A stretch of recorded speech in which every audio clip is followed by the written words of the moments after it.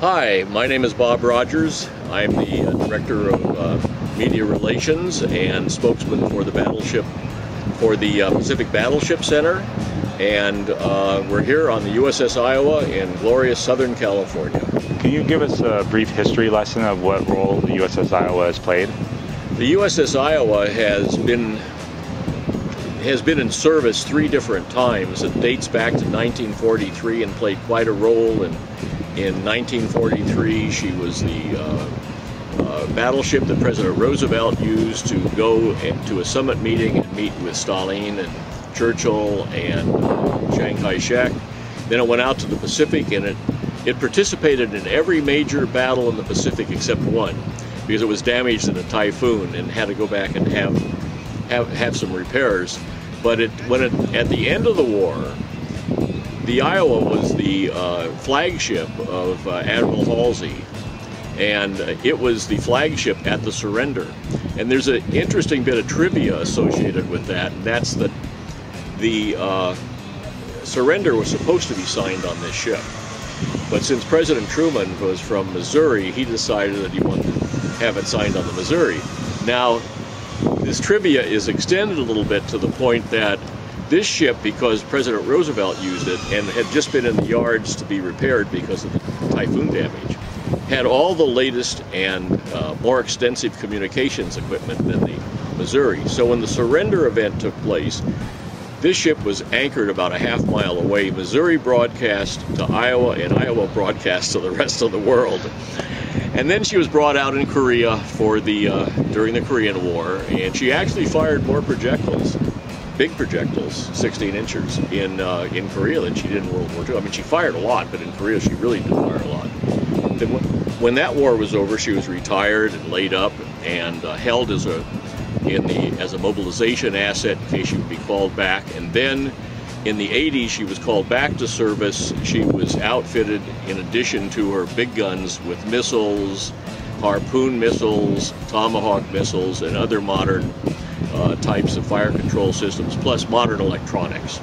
And she served from 1984 until 1990, and then she was retired and was in the, again, a mobilization asset. And this ship and the USS Wisconsin were held as assets that the Marine Corps did not want to give up, because they liked the big guns in case they needed them. And it was hard to wrestle out of their grips. They were really holding on to these big ships. There was a group that started at about 1998 or 1999 to save this ship. What they did was to succeed in getting it brought from the East Coast to the West Coast, so it was in this area.